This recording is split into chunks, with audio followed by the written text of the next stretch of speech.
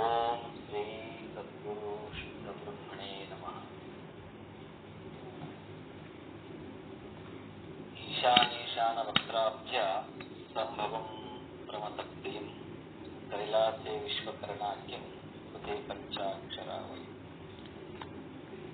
ಸರ್ವಲೋಕೇಷು ಸಂಚಾರ್ಯ ಸ್ಥಾಪಯಿತ್ವಾ ಶಿವಾಗಮಾನ್ ಜಗದ್ಗುರುತಮಾಪನ್ನಂ ಜಗದ್ರಕ್ಷಣ ಕಾರಣ.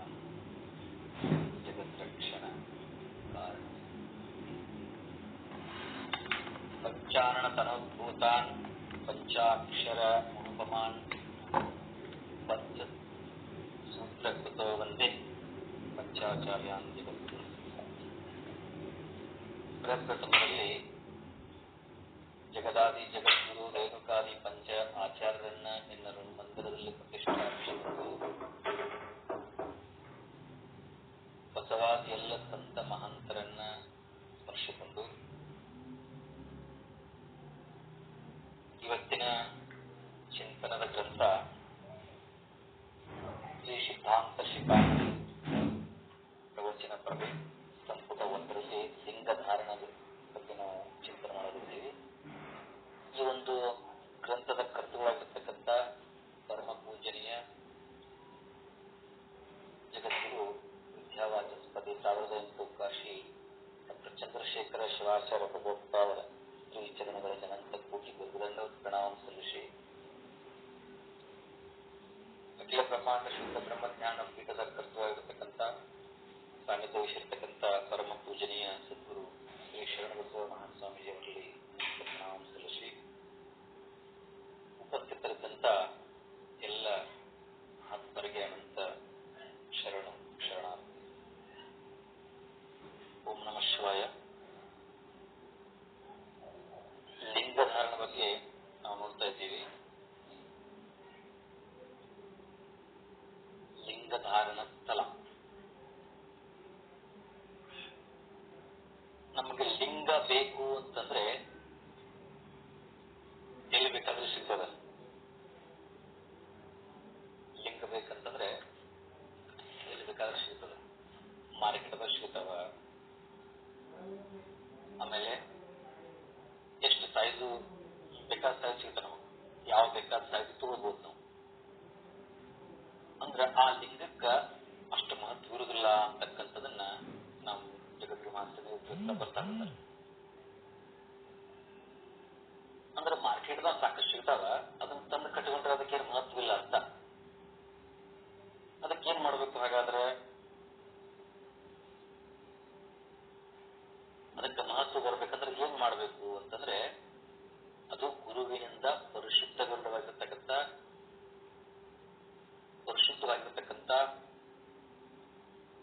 ಆ ಲಿಂಗವನ್ನ ಅದು ಪರಿಶುದ್ಧ ಗುರುವಿನ ಮುಖಾಂತರ ತಗೋಬೇಕು. ಇಲ್ಲ ಅಂತಂದ್ರೆ ಅದೊಂದು ಹೆಂಗಪ್ಪ ಅಂತಂದ್ರ ಕತ್ತಿ ಮಡಿದು ಸಿಗ್ತಾವ, ಕುಟ್ಲಿನೂ ಸಿಗ್ತಾವ. ಅದನ್ನೇನೋ ಒಂದು ಕೊಳ್ಳಾಗ ನಾವು ಶಿಲೆ ಅಷ್ಟ ಒಂದೇನೋ ಕಲ್ಲು ಕಟ್ಟವ ಇಷ್ಟ. ಈಗ ಹೆಣ್ಮಕ್ಳು ತಾಳಿ ಮಾಂಗಲ್ಯ ನೋಡಿದ್ರು ಮಾರ್ಕೆಟಲ್ಲಿ ಶೈಲಕ್ಕ ಸಿಗ್ತದ. ಬಂಗಾರ ಅಂಗಡಿ ಹೋದ್ರೆ ಅಥವಾ ಮತ್ತೆಲ್ಲೂ ಸಾಕಷ್ಟು ಇಲ್ಲ. ಈಗ ಮಾಂಗಲ್ಯ ಸಿಗ್ತದ, ರೆಡಿಮೇಡ್ ಮಾಂಗಲ್ಯ. ಮತ್ತ ಬಂಗಾರ ಅಂಗಡಿ ಒಳಗೆ ಹೋಗಿ ಸಿಗ್ತಾವಂತೇಳಿ ಎಲ್ಲಿ ಬೇಕಾದ್ರೆ ಸಿಗ್ತಾವಂತೇಳಿ ಅದನ್ನ ತಂದು ಕಟ್ಟುವಾಗ ಬರುತ್ತೇನ್ರಿ? ಅದನ್ನ ನೇರವಾಗಿ ಅಂಗಡಿಗೆ ಹೋಗಿ ನಾವು ಕಟ್ಕೊಂಡ್ರೆ ಅದಕ್ಕೆ ಏನಂತಾರೆ? ನಮಗ್ ನಾವು ತಂದು ಕಟ್ಕೊಂಡ್ರೆ ಆ ತಾಳಿಗೆ ಏನಾದ್ರೂ ಬೆಲೆ ಐತೇನು? ಇಲ್ಲ. ಅದನ್ನ ಯಾರು ಕಟ್ಟಿದ್ರೆ ಅದಕ್ಕೆ ಬೆಲೆ ಬರ್ತದ, ಅವ್ರು ಕಟ್ಟಿದ್ರೆ ಅದಕ್ಕೆ ಬೆಲೆ ಬರ್ತದ. ಮತ್ತ ಆ ಹೆಣ್ಮಗಳಿಗೆ ಕೂಡ ಒಂದು ಬೆಲೆ ಇರ್ತದ. ಆ ಕಟ್ಟಿದ ನಂತರ ಆ ಹೆಣ್ಮಗಳು ಸೌಭಾಗ್ಯವತಿ ಆಗ್ತಾರೆ. ಸುಮಂಗಲಿ ಅಂತೀವಿ, ಮುತ್ತೈದೆ ಅಂತೀವಿ, ಇದೆಲ್ಲ ಹೆಸರು ಬರ್ತಾವ. ಮತ್ತ ಅದನ್ನ ಬಿಟ್ಟು ತನ್ನಷ್ಟಕ್ಕೆ ತಾನೇ ಕಟ್ಕೊಂಡ್ರೆ ಇವೆಲ್ಲ ಬರ್ತಾವಲ್ರಿ? ಮಹತ್ವ ಇಲ್ಲ. ಹಂಗ ಆಧ್ಯಾತ್ಮದ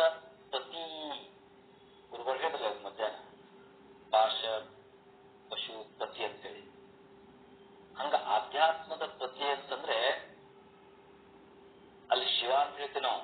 ಆದ್ರೆ ಈ ದೀಕ್ಷೆ ಕಾಲದಲ್ಲಿ ಗುರುವೇನೇ ಪತಿ. ಇಲ್ಲಿ ಪಶುಪತಿ ಅಂತ ಹೇಳ್ತೀವಿ ನಾವು ಶಿವನಿಗೆ.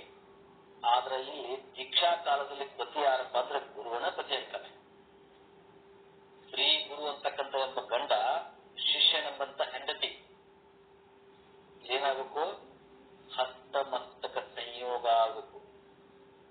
ಈ ಹಸ್ತಮಸ್ತಕ ಸಂಯೋಗ ಎಂಬಂತ ಏನ ಕೂಟದಲ್ಲ, ಈ ಕೂಟ ಕೂಡಿದಾಗ ನಾವೆಲ್ಲ ಶರಣ ವಚನ ನೋಡ್ತೀವಿ, ಶರಣ ಸತಿ ಲಿಂಗ ಪತಿ ಅಂತೇಳಿ. ಅದು ಸರಿ. ಆದ್ರೆ ಇಲ್ಲಿ ದೀಕ್ಷಾ ಕಾಲಕ್ಕ, ಈ ದೀಕ್ಷಾ ತೆಗೆದುಕೊಳ್ಳೋ ಕಾಲಕ್ಕ ಇಲ್ಲಿ ಗುರುವನೇ ಪತಿ ಅಂತ. ಮತ್ತೆ ನಾವೇನಾದ್ವಿ? ಸತಿ ಆದಿವಿ ಅಂತ. ಗುರು ಪತಿ ಆಗ್ತಾನೆ, ನಾವ ಸತಿ ಆಗ್ತೀವಿ. ಅದಕ್ಕಾಗಿ ಮೊದಲ ಗುರುವಿನ ಬಳಿಗೆ ನಾವು ಹೋಗ್ಬೇಕು ಅಂತಕ್ಕಂಥದ್ದು. ಆ ಗುರುವಿನ ಕರಕಮಲದಿಂದ ಪವಿತ್ರವಾಗಿರ್ತಕ್ಕಂಥ, ಆಗಮುಕ್ತವಾಗಿ ಪರಿಶುದ್ಧಗೊಂಡಿರ್ತಕ್ಕಂಥ ಆ ಲಿಂಗವನ್ನೇ ಧರಿಸಿಕೊಳ್ಳಬೇಕು ಅಂತ.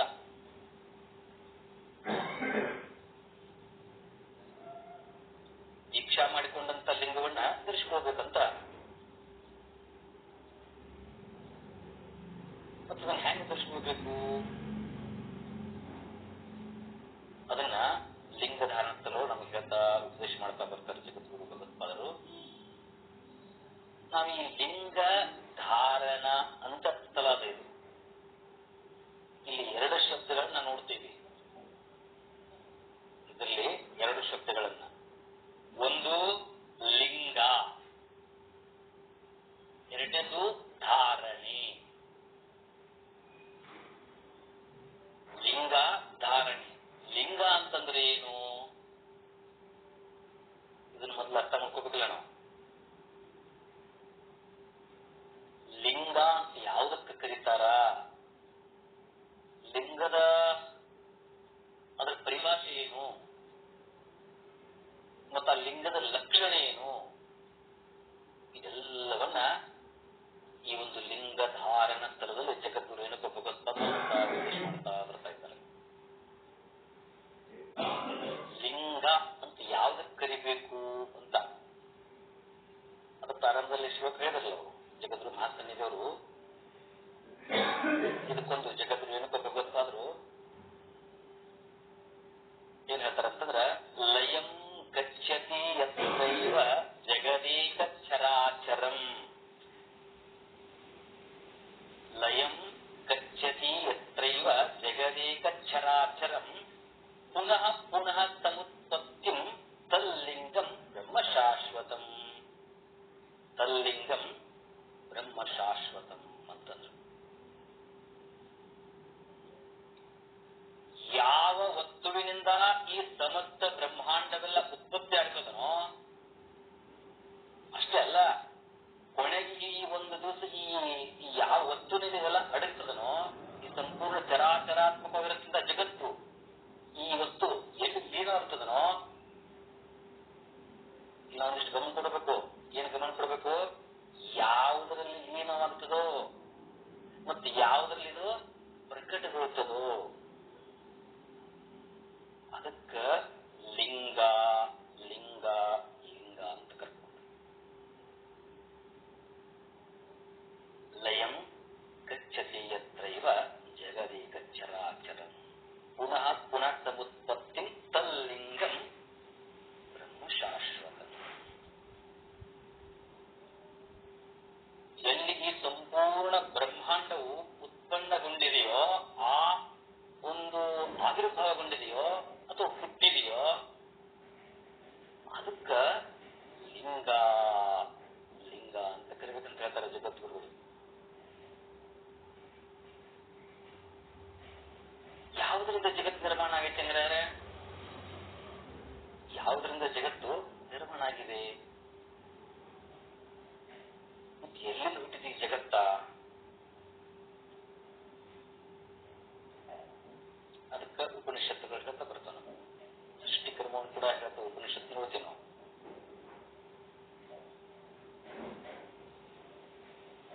ನಾವೆಲ್ಲ ಹೆಂಗ್ ಹುಟ್ಟಿದೀವಿ, ಈ ಸಂಪೂರ್ಣ ಬ್ರಹ್ಮಾಂಡ ಹೇಗೆ ನಿರ್ಮಾಣ ಆಯಿತು ಎಂಬುದನ್ನ ಹೇಳ್ತಾ ಬರ್ತಾರೆ. ಇದನ್ನು ಉಪನಿಷತ್ತು ಕ್ರಮವಾಗಿ ಹೇಳಿದುಕೊಂಡು ಬರ್ತಾರೆ. ಏನಂತಂದ್ರ ತಸ್ಮಾತ್ ಅಂದ್ರೆ ಆತ್ಮತತ್ವದ ಬಗ್ಗೆ ಹೇಳ್ತಾ ಬರ್ತಾರೆ ಅವರು.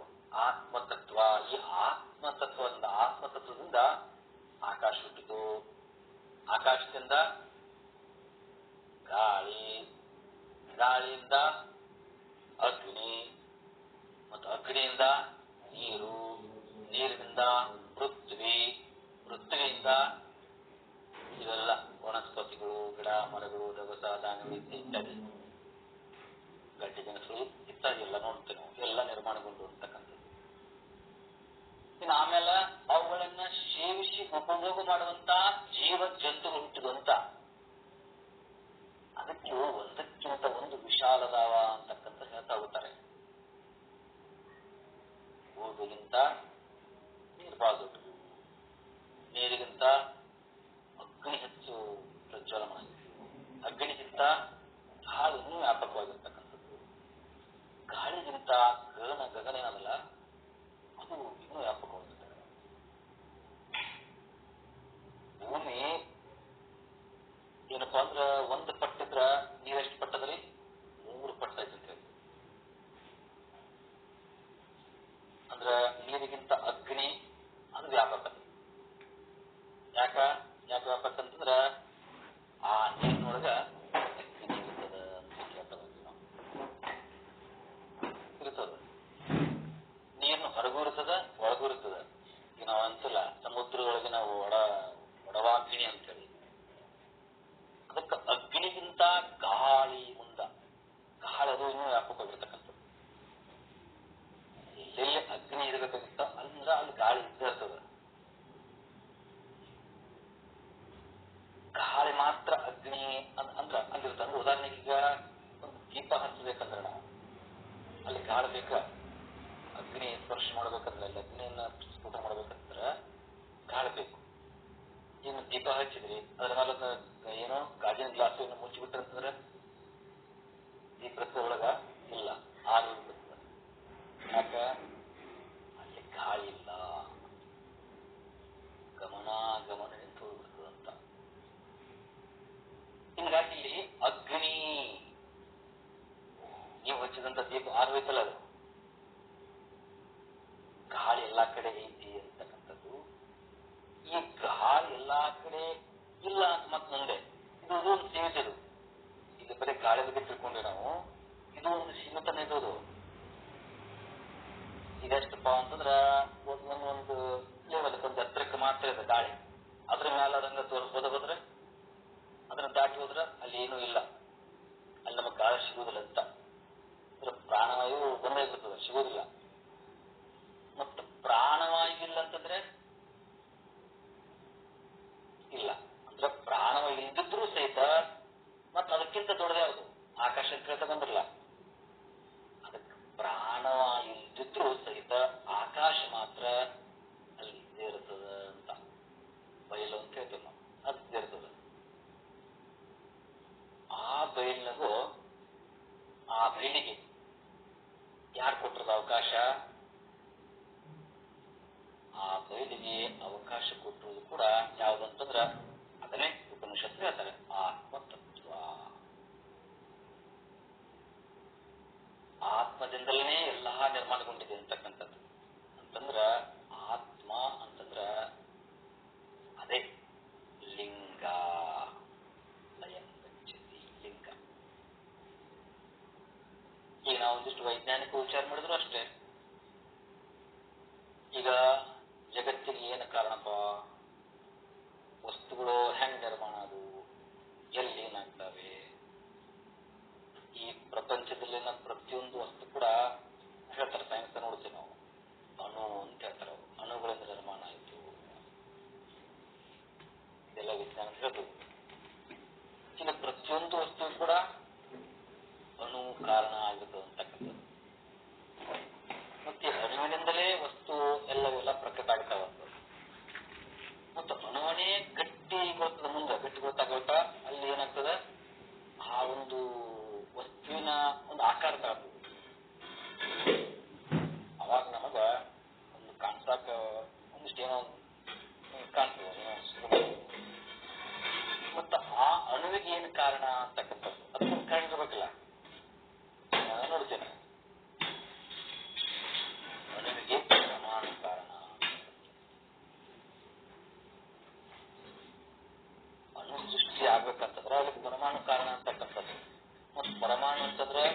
ಕಣ್ಣಿಗೆ ಕಾಣುವುದಿಲ್ಲ. ಮತ್ತು ಕಣ್ಣಿಗೆ ಕಾಣುವುದಿಲ್ಲ ಅಂತಂದ್ರ ಇಲ್ಲನ ಕಟ್ಟೇನೋ ಆಗೋದಿಲ್ಲ. ಈಗ ಸೈನ್ಸ್ ಎಷ್ಟು ಸೂಕ್ಷ್ಮ, ಅದಕ್ಕಿಂತ ಈಗ ವಿಜ್ಞಾನ ಇಲ್ಲಿ ಮುಗಿತಪ್ಪ, ಇಲ್ಲಿ ಎಂಡ ಅಂತಂದಾಗ ಅಲ್ಲಿ ಆಧ್ಯಾತ್ಮಿಕ ಈ ಪ್ರಾರಂಭ ಆಗ್ತದೆ. ಅದಕ್ಕಿಂತ ಸೂಕ್ಷ್ಮ ಅಂತಿದ. ಹಂಗ ನಮ್ಮ ಕಣ್ಣಿಗೆ ಕಾಣುದಿಲ್ಲ ಅಂತಂದ್ರ ಇಲ್ಲ ಅಂತ ಅನ್ನಕ್ಕಾಗೋದಿಲ್ಲ. ಆ ಪರಮಾಣುವಿನಂತೆ ಅಣುಸೃಷ್ಟಿ, ಆ ಅಣುವಿನಿಂದ ಈ ವಸ್ತುಗಳ ನಿರ್ಮಾಣ ಎಲ್ಲ ಹೇಳ್ಬೋದು. ಆ ವಸ್ತುಗಳಿಗಿಂತ ಜಗತ್ತು ನಿರ್ಮಾಣ ಆಗ್ತದೆ ಅಂತ ಹೇಳ್ತಾ ಬರ್ತಾರೆ. ಹಂಗ ಇವತ್ತು ನಾವ್ ಏನ್ ನೋಡ್ಬೇಕಾಗ್ಯದ, ಸರ್ವಲಕ್ಷಣ ಸಂಪನ್ನೆ ತಸ್ಮಿನ್ ಲಿಂಗೆ ವಿಶೋಧಿತೆ ಸ್ವೀಕರ್ತಿಲೆ ಅಭಿಷಿಕ್ತೆ ಚ ಗಂಧ ಪುಷ್ಪಾದಿ ಪೂಜಿತೆ ಮಂತ್ರಭೂತೆ ಕಲಾಂ ಶೈಲಿಂ ಯೋಜೇತಿ ದಿನಾ ಗುರು ಶಿಷ್ಯಸ್ಯ ಪ್ರಾಣಮಾದಾಯ ಲಿಂಗೇ ತತ್ರ ನಿದಾಪಯೇತ್ ತಲ್ಲಿಂಗಂ ತಶ್ಯತು ಪ್ರಾಣೇ ಸ್ಥಾಪಯೇದ ಏಕಭಾಗತಃ ಏವಂ ಕೃತ್ವಾ ಗುರುಲಿಂಗಂ ಶಿಷ್ಯಹಸ್ತೆ ನಿದಾಪಯೇತ್. ಶಿಲ್ಪಶಾಸ್ತ್ರದಲ್ಲಿ ಹೇಳಿದಂತ ಲಕ್ಷಣಗಳಿಂದ ನಮಗೆ ಈ ಪಂಚ ದ್ರವ್ಯಾದಿಗಳಿಂದ ಪುರುಷಿತವು, ಆಮೇಲೆ ಈ ಹಸ್ತಪೀಠದಲ್ಲಿ ಇರಿಸಿ ಅದು ಅಭಿಷಿಕ್ತವಾಗಿರ್ತಕ್ಕಂಥದ್ದು, ಒಂದು ಉಪಚಾರಗಳಿಂದ ಪೂಜಿತವಾಗಿರ್ತಕ್ಕಂಥದ್ದು, ಮತ್ತ ಈ ಮಂತ್ರ ಸಂಸ್ಕೃತ ಕೂಡ ಆಗಿರ್ತಕ್ಕಂಥ ಈ ಶಿವಲಿಂಗದಲ್ಲಿ ಏನ್ ಮಾಡ್ತಾರೆ, ಶಿವಕಲೆ ಅಂತಕ್ಕಂಥದ್ದು, ಶಿವಕಲೆ ಹಾಗೂ ಶಿಷ್ಯನ ಪ್ರಾಣವನ್ನ ಅಲ್ಲಿ ಸಂಬಂಧಗೊಳಿಸ್ತಾರೆ. ಈಗ ಆ ಶಿಷ್ಯನ ಪ್ರಾಣ ಮತ್ತು ಆ ಕಲೆಗಳನ್ನ ಸಂಬಂಧಗೊಳಿಸಿದ ಆ ಲಿಂಗವನ್ನ ಪುನಃ ಆ ಶಿಷ್ಯನ ಪ್ರಾಣದಲ್ಲಿ ಏನೋ ಒಂದು ತದಾತ್ಮಗೊಳಿಸ್ತಾರಲ್ಲ, ತದಾತ್ಮಘೋಷ ಅಂತಂದ್ರೆ ಆ ಪ್ರಾಣವೇ ಲಿಂಗ, ಲಿಂಗವೇ ಪ್ರಾಣ ಅಂತೇಳಿ ಹಿಂಗ ತದಾತ್ಮ ಬೋಧನೆಯನ್ನ ಮಾಡಿಸುವಂತ ಸದ್ಗುರುಗಳು ಏನದಾರ, ಆ ಸದ್ಗುರು ಆ ಶಿವಲಿಂಗವನ್ನ ಶಿಷ್ಯನ ಹಸ್ತಲ್ಲಿ ಇರಿಸಬೇಕು ಅಂತ. ಹಾಗಾದ್ರೆ ಹಿಂದಿನ ಪಾಠದಲ್ಲಿ ನೋಡಿದ್ವಿ ನಾವು ಪಂಚಸೂತ್ರ ಲಿಂಗದ ಬಗ್ಗೆ.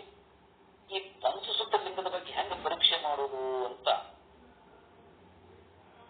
ಅದಕ್ಕೆ ಜಗದ್ಗುರು ಏನಪ್ಪ ಭಗವತ್ಪಾದರು ದೀಕ್ಷಾ ವಿಧಾನದಲ್ಲಿ ಮಾಡಲ್ಪಡ್ತಕ್ಕಂಥ ಈ ಲಿಂಗ ಸಂಸ್ಕಾರವನ್ನ ಬಹಳ ಮಾರ್ಮಿಕವಾಗಿ ನಮಗೆ ಉಪದೇಶ ಮಾಡ್ತಾ ಹೋಗ್ತಾರೆ. ಅಂಗದಲ್ಲೇ ಆಗಲಿ ಶಿವಲಿಂಗಗಳಲ್ಲೇ ಆಗಲಿ ಭಗವಂತನ ಆವಿಷ್ಕಾರವಾಗಲು ಅಲ್ಲಿ ಸಂಸ್ಕಾರ ಸಂಸ್ಕಾರ ಅಂತಕ್ಕಂಥದ್ದು ಬಹಳ ಮುಖ್ಯ. ಸಂಸ್ಕಾರ ಸದ್ಗುರುಗಳು ಶಿಷ್ಯನಿಗೆ ದೀಕ್ಷೆನ ಅನುಗ್ರಹಿಸುವಂತ ಪೂರ್ವದಲ್ಲಿ ಏನ್ ಮಾಡ್ಬೇಕು, ಅವರು ಶಿಷ್ಯನಿಗೆ ಕೊಡಬೇಕಾದಂತ ಆ ಶೈಲಜ ಲಿಂಗ ಅಂತೇನದ, ಆ ಶೈಲಜ ಲಿಂಗ, ಆ ಲಿಂಗ ಆಗಮೋಕ್ತವಾಗಿ ಶಾಸ್ತ್ರೋಕ್ತವಾಗಿ ಆ ವಿಧಿಯ ಪ್ರಕಾರವಾಗಿ ಅಲ್ಲಿ ರಚಿತವಾಗಿರ್ಬೇಕು.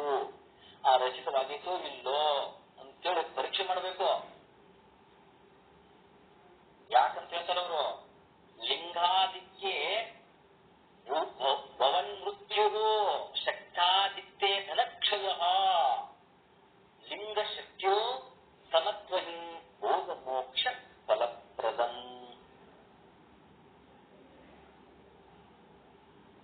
ಈ ಶ್ಲೋಕದ ಅರ್ಥ ಗುರುತರ ಪಂಚಸೂತ್ರ ಲಿಂಗ ಏನದಲ್ಲ, ಆ ಪಂಚಸೂತ್ರ ಲಿಂಗದಲ್ಲಿ ಅದನ್ನು ಯಾಕೆ ಪರೀಕ್ಷೆ ಮಾಡ್ಬೇಕಂತ ಹೇಳ್ತಾ ಇದಾರಲ್ರಿ, ಆ ಪಂಚಸೂತ್ರ ಲಿಂಗದಲ್ಲಿ ಮೇಲಿನ ಬಾಣಗಳ ಸುತ್ತಳತೆ ಪ್ರಮಾಣದಷ್ಟೇ ಕೆಳಗಿನ ಪೀಠ ಉದ್ದಗಲ ಇರಬೇಕು ಅಂತ ಶಾಸ್ತ್ರ ಪ್ರಮಾಣ.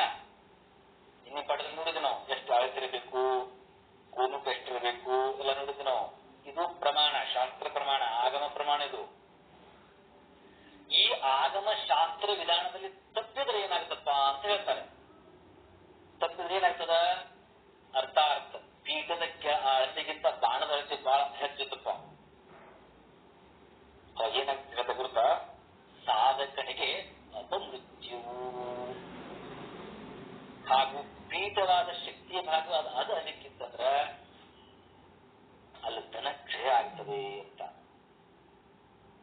ಇದನ್ನ ಯಾರು ಹೇಳ್ತಾರೆ, ನೀಲಕಂಠ ಶಿವಾಚಾರ್ಯರು ಇದನ್ನು ಪ್ರತಿಪಾದನೆ ಮಾಡ್ತಾ ಬರ್ತಾರೆ. ಕಾರಣ ಲಿಂಗ ಹಾಗೂ ಶಕ್ತಿ ಏನ ಭಾಗದಲ್ಲ, ಇದು ಶಕ್ತಿ ಅಂದ್ರೆ ಕೆಳಗಿಂದು, ಮೇಲೆ ಲಿಂಗ.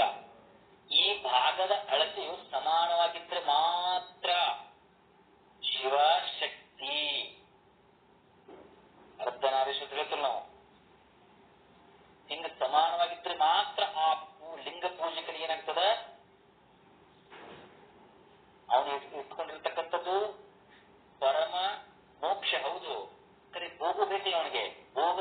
ಎರಡೂ ಸಿದ್ಧಿಸಬೇಕಲ್ಲ.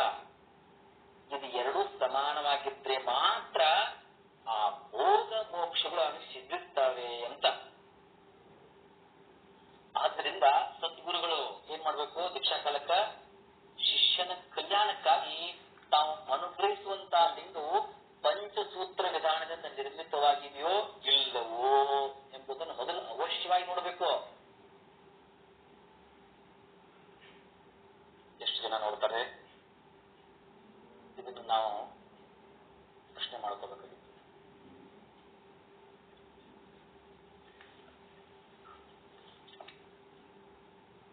ಹಂಗ ಎಲ್ಲವೂ ಇದನ್ನೆಲ್ಲ ಪರೀಕ್ಷೆ ಮಾಡಬೇಕು. ಇದು ರೇಣುಕ ಭಗವತ್ಪಾದ ಹೇಳಿದ್ರಲ್ಲ, ಸರ್ವಲಕ್ಷಣ ಸಂಪನ್ನೆ ತಸ್ಮಿನ್ ಲಿಂಗೆ ವಿಶೋಧಿತೆ ಅಂತೇಳಿ ಅರ್ಪಣೆ ಕೊಡಿಸ್ತಾರೆ. ಅದಕ್ಕ ಆ ಲಿಂಗ ಸಂಸ್ಕಾರ ಕೊಡೋ ಮುಂಚಿತವಾಗಿ ಆ ಲಿಂಗದ ಪಂಚಸೂತ್ರ ಹೇಗಿದೆ ಏನಿದೆ ನೋಡಿ ಪರೀಕ್ಷಿಸಿ ಶಿಷ್ಯನನ್ನು ಪರೀಕ್ಷಿಸಬೇಕು. ಅದು ಶಿಷ್ಯನ ಲಕ್ಷಣ ಅಂತ ಹೇಳ್ತಾರೆ. ಈಗ ಲಿಂಗವನ್ನು ಪರೀಕ್ಷೆ ಮಾಡ್ಬೇಕಂತ ಹೇಳ್ತಾ ಇದ್ದಾರೆ ಅವರು. ಇಷ್ಟು ಆಯ್ತು. ಇದು ಪಂಚಲಿಂಗ ಸೂತ್ರ. ಆ ಲಿಂಗ ಯಾವ ರೀತಿ ಇರಬೇಕು, ಎಷ್ಟು ಅಳತೆ ಇರಬೇಕು, ಆ ಅಳತೆ ಇಲ್ಲದಿದ್ರೆ ಏನು ಸಮಸ್ಯೆ ಆಗ್ತದ, ಹೌದಾ? ಇದನ್ನೆಲ್ಲ ನೋಡಿದ್ವಿ ನಾವು. ಇನ್ಮೇಲೆ ಆ ಶಿವಲಿಂಗ ಸಂಸ್ಕಾರ ಕೊಡಬೇಕಲ್ಲ, ಅದು ಶಿಲೆ. ಅದು ಈಗ ಅದು ಶಿಲೆ. ಇನ್ನು ಅದಕ್ಕೊಂದು ಸಂಸ್ಕಾರ ಕೊಡಬೇಕಲ್ಲ, ಪ್ರತಿಯೊಂದು ಸಂಸ್ಕಾರ ಕೊಡಬೇಕು. ಇದನ್ನ ಹೇಳ್ತಾ ಬಂದ್ರಲ್ಲ ಹಿಂದೆ, ಪ್ರತಿಯೊಂದರಲ್ಲಿ ಕೂಡ ಚೇತನ ಇದೆ. ಆ ಚೇತನವನ್ನು ಜಾಗೃತಿಗೊಳಿಸ್ಬೇಕಲ್ಲ. ಈಗ ಅದಕ್ಕೆ ಈಗ ಏನ್ ಹೇಳ್ತಾರೆ? ಶಿವಲಿಂಗ ಸಂಸ್ಕಾರ. ಹೀಗೆ ಆ ಲಿಂಗ ಪರೀಕ್ಷೆ ನಂತರ ಏನಪ್ಪಾ ಅಂದ್ರೆ ಆ ಲಿಂಗದ ಶಿಲಾತ್ವವನ್ನ, ಅದು ಕಲ್ಲು, ಆ ಶಿಲತ್ವವನ್ನ ದೂರೀಕರಿಸುವಂತಕ್ಕಾಗಿ ಏನ್ ಮಾಡ್ಬೇಕು? ಅದನ್ನ ಮೊದಲ ಒಂದಿಷ್ಟ ನೀರಿನಾಗ ವಾಸ ಮಾಡಿಸ್ಬೇಕು. ಅದನ್ನ ಅಂದ್ರೆ ನೀರಿನೊಳಗೆ ಇಡಬೇಕು. ಜಲಾದಿವಾಸ ಅಂತಾರಲ್ಲ. ಈಗ ನಾವು ಯಾವ್ದೋ ದೇವಸ್ಥಾನ ನೋಡಿದ್ವಿ ನಾವು, ಆದ್ರೆ ಇಷ್ಟು ಲಿಂಗದ ಬಗ್ಗೆ ಗುರುತಿಲ್ಲ ನಮ್ಗೆ. ಅವನು ಅಷ್ಟೇ ಮಾಡ್ಬೇಕು. ಯಾವ್ದೋ ಒಂದು ದೇವಸ್ಥಾನ ಪ್ರತಿಷ್ಠಾಪನೆ ಮಾಡ್ಬೇಕಾದ್ರೆ ಆ ಮೂರ್ತಿಗಳನ್ನ ಮೊದಲು ಜಲಾದಿವಾಸ, ಆಮೇಲೆ ಧಾನ್ಯಾದಿವಾಸ ಮಾಡ್ತೀವಿ ನಾವು. ಇಲ್ಲಿ ಕೂಡ ಅಷ್ಟೇ. ಅದು ಕೂಡ ಆಗಮುಕ್ತವಾಗಿ ನಡೀಬೇಕು. ಇದು ಕೂಡ ಆಗಮುಕ್ತವಾಗಿ ಆ ಶಾಸ್ತ್ರ ಪ್ರಕಾರ ನಡೀಬೇಕು. ಅದಕ್ಕೆ ಏನೇನಾಗಬೇಕು?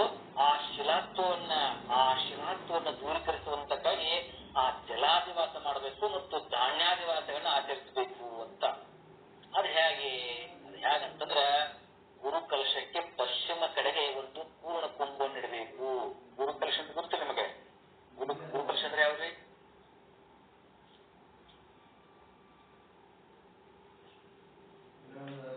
ಅಮ್ಮಾರ, ಗುರುಕಲಶ ಅಂತ ಗೊತ್ತು ನಿಮಗ?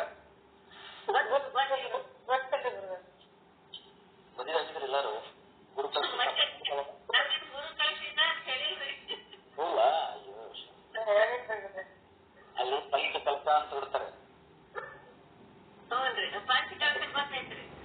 ಅದೇ ಗುರುಕಲಶ. ಗುರುಕಲಶ ಅಂದ್ರೆ ಪಂಚಕಲಶ. ಅದೇ ಗುರು ಅಂತ. ಗುರುವಿನ ಒಂದು ಸ್ಥಾನದಲ್ಲೇ ಮದುವೆ ಆಗ್ತಕ್ಕಂಥದ್ದು ಪಂಚಕಲಶ.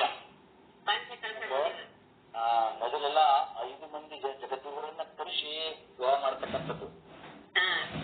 ಅದಕ್ಕ ಇದು ಮತ್ತು ದೇಶಾಂತ ಎಲ್ಲಾ ಪೀಠಗಳಿದ್ದಾವೆ. ಅಲ್ಲಿಂದ ಕರೆಸು ಸಾಕಿಲ್ಲ, ಎಲ್ಲರೂ ಶಕ್ತಿ ಇರುದಿಲ್ಲ. ಅದಕ್ಕೆ ಏನ್ ಮಾಡ್ತಾರಂತಂದ್ರೆ ಅದಕ್ಕೊಂದು ಒಂದು ಸೂತ್ರ ಕಂಡಿಡಿದ್ರು. ಏನು? ಆ ಒಂದು ಗುರು ಅಂತಾರೆ ಗುರು ತತ್ವ ಅಂತ ಇರ್ತದ. ಎಲ್ಲ ತತ್ವ ರೂಪದಲ್ಲಿ ನೋಡ್ತಾ ಇದ್ವಿ ನಾವು.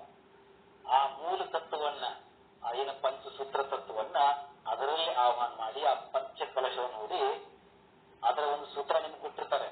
ಒಂದು ಸೂತ್ರ ಆ ಯಾರು ಮಾಡಿಸುವಂತ ಪುರೋಹಿತರು ಜಂಗಮರ ಕಡೆ ಒಂದು ಸೂತ್ರ ಇರ್ತದ, ಒಂದು ನಿಮ್ ಕಡೆ ಇರ್ತದ ಮಧುಮಕ್ಕಳ ಕಡೆ. ಅದರ ಮುಖೇನ ಅಲ್ಲಿ ಅವರಿಗೆ ಏನು ವಧುವರ ಪೂಜೆ ಆದಿಯಾಗಿ ಸಂಕಲ್ಪ ಆದಿ ಎಲ್ಲ ಪ್ರಾರಂಭ ಆಗ್ತದೆ. ಅಲ್ಲಿ ಕನ್ಯಾದಾನ ಇರ್ಬೋದು, ಎಲ್ಲವೂ ಕೂಡ ಆ ಸೂತ್ರ ಮುಖಾಂತರ ಆಗ್ತದೆ. ಏನಾಗಿಬಿಟ್ಟದಂದ್ರ ನೀವು ಕೇಳುದಿಲ್ಲ, ಅವರು ಮಾಡ್ತಾವ್ರು ಹೇಳುದಿಲ್ಲ. ಏನೋ 5 ತೆಗಿ ತಗೊಂಬಂತಾರ, ನೀವು 5 ತೆಗಿ ತಗೊಂಡಿರ್ತೀರಿ. ಅದ್ರನ್ನ 5 ಬಿಟ್ಟು ನಡ್ರಿ ಶಿವಾಯಮ ಅಂತೇಳಿ. ಆ ಪಂಚ ಕಲಶ ಅಂತಂದ್ರೆ ಏನು? ಪಂಚ ತತ್ವಗಳಂತಂದ್ರೆ ಏನು? ಪೃಥ್ವಿ, ತೇಜ, ಆಕಾಶವಾಯು ಆ ತತ್ವದ ಪ್ರತೀಕವಾಗಿ, ಜಗದ್ಗುರು ಪ್ರತೀಕವಾಗಿ, ಆ ಜಗದ್ಗುರುಗಳ ಒಂದು ಧ್ವಜಗಳ ಪ್ರತೀಕವಾಗಿ ಆ ಮುತ್ತೈದಲ್ಲಿ ಯಾವ ತರ ಸಂಕೇತ ಇರ್ತದೆ, ಮುತ್ತೈದ ಸಂಕೇತವೇ ಆ ಜಗದ್ಗುರು ಧ್ವಜಗಳಂತಕ್ಕಂಥ